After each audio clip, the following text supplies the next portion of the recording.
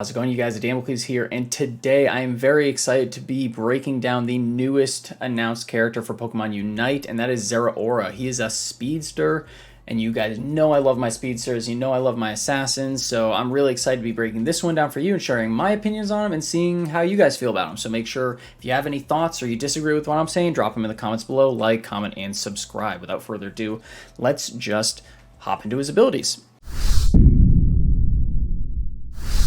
So, Zeraora is a melee speedster. I'm using this website, Unite DB, because my other site that I like does not have them added yet, but maybe they will in the future. So I'm sorry for the ads that are on the side. I can't get rid of it.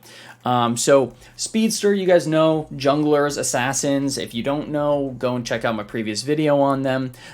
Starting off, though, is passive ability is when damage, convert a portion of the damage received to Zeraora's attacks. So basically, if he takes hits, takes damage, he's going to deal increased damage. This worries me slightly because with a speedster, you usually have a very low health pool and very high damage, at least that's what you want, and high mobility. Having a passive that increases your damage when you take damage is not necessarily the best passive you could possibly have on a squishy character, right? You don't want to be in the middle of a team fight. You want to be getting in and out. So I'm a little suspicious of his passive so far. We'll have to see how it actually goes in game, but I'm not too big a fan of it thus far. Attack, his basic attack apparently paralyzes the enemy while restoring some HP. So that appears to mean that on his third attack, he's going to get a stun, which could be pretty busted. And then obviously restoring HP, that's going to be very helpful when you're clearing jungle camps or just in one-on-one duels so that you can have that little extra sustain. But again, it's not really contributing to damage overall. You're going to see some recurring themes when I'm talking about this character, when I'm talking about other characters as well, because so much of it depends on what the actual numbers end up being at release. And when it comes to this guy, let me zoom in a little bit for you. Maybe that helps. So I'm seeing so far, it's like, all right, we got one passive that makes it so when he takes damage, he deals more damage. Dealing more damage is great. Taking damage as a speedster, not so great. And then you have another passive, or his basic attacks, where he's paralyzing, he's stunning. Usually that's, having CC on an assassin is really nice. But again, I don't know, we're going to have to see how it actually plays out. I want him to be able to deal large amounts of damage.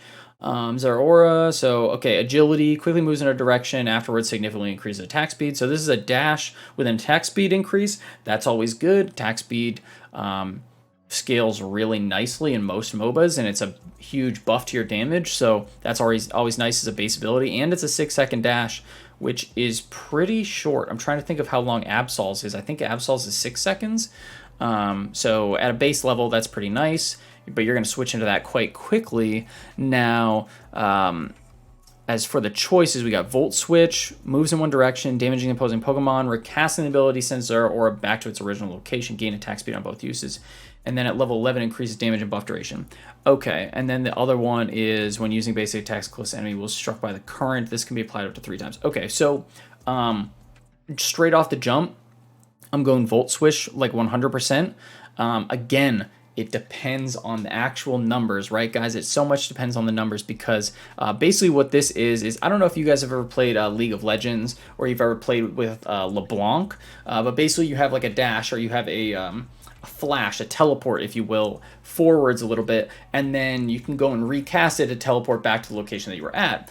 And this can be really, really busted because it means you can go and basically from 100% safety do a large amount of damage and then always have that line, that safety line to go back. And what this looks like in the actual game, sorry, I have this muted just so I don't get DMCA'd.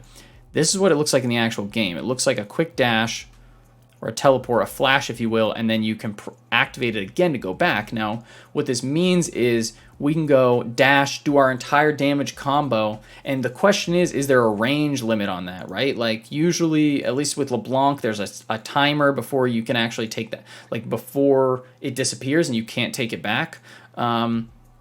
And so it really depends, like how far can you go once you've casted it, because that would really that makes a big difference. But basically, it makes it so you can go and attack from perfect safety while jumping back if anybody starts to attack you and hit you back. Now, if he does a large amount of damage, like if his burst damage is nuts, then this is going to make him absolutely busted, because you're going to be able to go in, do, insane burst, maybe like just one shot a target like you would with Absol, and then just teleport back when the team tries to actually do anything to you.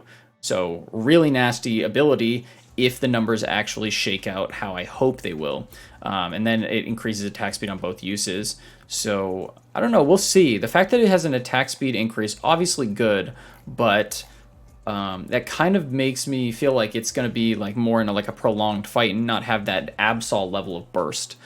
Which is somewhat not appealing to me. And then if you're wondering, Spark, this is kind of feeding into that more like Bruiser style, where you're actually going to be in the fights and hit people multiple times with basic attacks to like restore HP and stuff. I don't like that. I'm not a fan of that, if I'm being honest. Okay, so Slash, this is just a normal Slash ability. Suddenly rushes, attacks with sharp claws, knocking opposing Pokemon in the air. Having a knock up as your base ability, that's pretty nice. I'm just trying to think from a basic like jungling 101 perspective, if you're going to play him in the jungle. Having a dash plus CC plus a knockup plus this basic attack stun could have some really, really mean early ganks. So that's definitely something to look out for. As far as the abilities are concerned, Discharge, attacks by discharging electricity. When they're near, he gains a shield. When this move ends, pulls enemies in with a status condition towards him for extra damage and stuns them. Interesting. And then later on, it causes a slowing effect.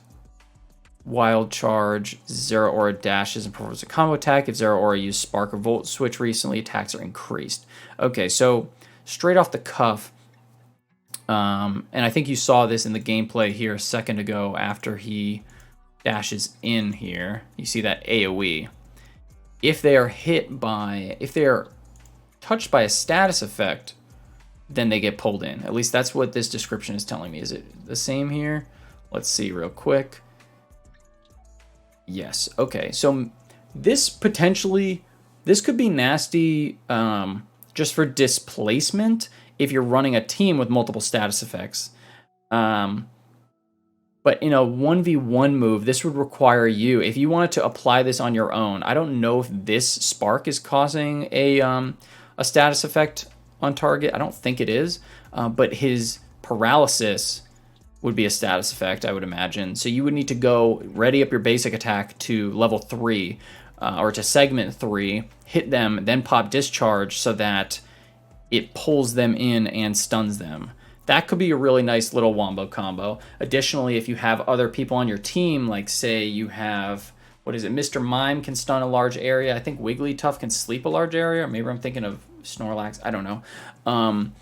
But if you're running a heavy status effect team, that could be kind of nice. But as from a 1v1 like jungler perspective, as far as assassinations are concerned, I don't know how crazy I am about that. I would definitely, I think, take Wild Charge instead, because it's an additional dash and it performs a combo attack. And the damage is increased if you use this Volt Switch beforehand. So the combo would basically be, all right, you would want to go get your basic attack to level 3. And I'm sorry if you hear my girl yelling in the background, but you would basically go and get this to stage 3, go in with Volt Switch so that you have that safety to jump back to. Your attack speed is going to be increased. And then you're going to go and Wild Charge so that your attacks are further increased, and you hit them with this burst of damage, and you're going to hit them with the paralysis and restore some HP, and then you're going to Volt Switch back into safety. At least that would be my gut instinct, just straight off the dome if you were going for an assassination type style. Plasma Gale, you saw that in the trailer here as well. Let me just pull up to it real quick. I think it's the last thing that they show. It's this. So it appears to be targeted. Just from this reticle, it appears like it appears to be a targeted one, maybe just a point and click, which could be really nice for beginner players. And it seems to cause an AoE around the target, so If that really is just a point-and-click Unite ability, that could be insanely powerful if the damage is very strong, but it also strengthens his basic attacks while in the area. So it knocks them in the air, does damage, and it leaves an AoE zone afterwards, which is that blue zone you see that's going to increase the damage of his basic attacks. So, I mean, obviously, Character Spotlight is going to show him in a certain type of way. I wonder how much damage this is actually going to do, considering the amount of other utility that it provides. Right? Obviously, we don't know the exact numbers yet, but usually when you pack all of this into one ability, you lose out on something else, right? So if you just have a straight up damaging ability, it's going to probably do more damage than an ability that has damage plus a knock-up plus a buff included. So we'll have to see in that regard, but it could be really nice in 1v1s or just in targeting out carries because you are going to be hitting them and knocking them up from a range. Now, overall, in my opinion, Zeraora, if the numbers are good, like, this character could be super busted. But if the numbers aren't good, this character could be super terrible. And I know that sounds like I'm not picking a side. I know it sounds like, oh, it's like a non-answer. Or like, oh, of course, if the character is like super strong, it's going to be super strong. But no, it's like, it's legit. Like, if you take into account like all of the things we just talked about, right? The stuff that scares me is the bruiser type stuff, where it's like, okay, you're a squishy character, but then you have a passive that increases your damage when you take damage. You have an ability that could give you a shield if people are applied to status effects, and you pull them in and you stun them, which is like great CC, but again, you're a squishy character. You don't exactly want to be doing that. You don't want to really be in the thick of the fight, right? Then you have like stuff like Spark, where it's just increasing your basic attacks. It's not really like an insane burst of damage. And then you've got the Plasma Gale, which is again another thing where it's like, it's encouraging you to stay in the fight, right? It's encouraging you to have sustained damage rather than burst. So, you know, create an area of plasma, strengthens basic attack afterwards. So this is leading me to believe that he's not going to have that same type of like Absol Flame Talon burst, but at the same time, he's got like a kit like LeBlanc if you build him that way, which is Volt Switch into Wild Charge, right? Where you have that dash in, do a bunch of damage, dash out. So that's why I'm saying, like, if his damage numbers are solid and his burst is actually like nice, then this combo is going to be nuts. But the problem is if his damage isn't nice and you can't kill with that combo, like, you're in a bit of a rough spot. 12 second cooldown is a decent amount of time. And then if you're like, okay, the damage isn't that high, so maybe you want to go for a more sustained build, then like going Spark into Discharge is like, you're still going to be that squishy character. Like, yeah, you might get a shield, and yeah, you can pull people in and stun them.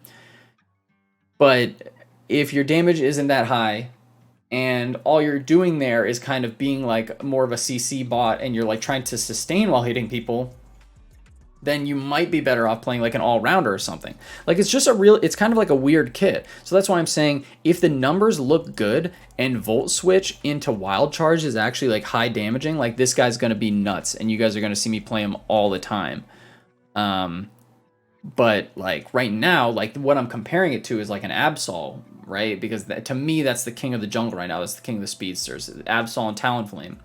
And I have to go and, you know, what's great about Absol is that insane one-shot ability, that burst, that movement speed, the ability to get in and get out, reset your cooldowns.